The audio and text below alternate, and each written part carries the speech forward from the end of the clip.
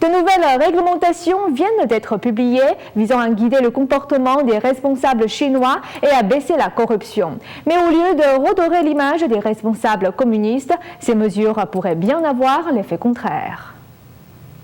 Les hauts dirigeants chinois promettent d'engager des réformes dans ce qu'ils appellent les 8 provisions. Les nouvelles réglementations ressemblent plus à une guerre au sein d'un régime miné par la corruption.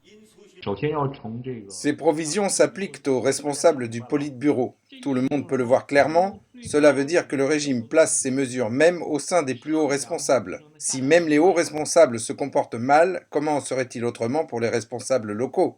Selon ces nouvelles réglementations, les dirigeants du parti ne seront plus applaudis par de grandes foules lors de chaque apparition publique. Il a aussi été demandé aux médias officiels de ne plus écrire d'articles qui ne font rien d'autre que louer les responsables. Les discours longs et ennuyeux sont également visés. Ces nouvelles règles ne se limitent pas au comportement à l'intérieur des frontières chinoises. Les dirigeants chinois voyageant à l'étranger n'auront plus le droit à l'habituelle fanfare organisée pour les accueillir.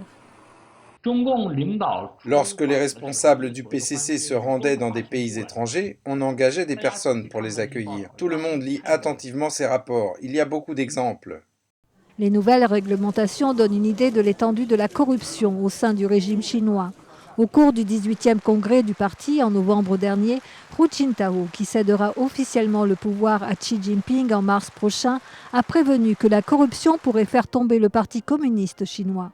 Les responsables chinois sont connus pour leur esprit de compétition, au titre de celui qui construira les plus grands bureaux ou organisera les fêtes les plus extravagantes. Et bien que le PIB moyen par tête ne soit que de 8 500 $, les hauts dirigeants chinois ont amassé jusqu'ici d'immenses fortunes.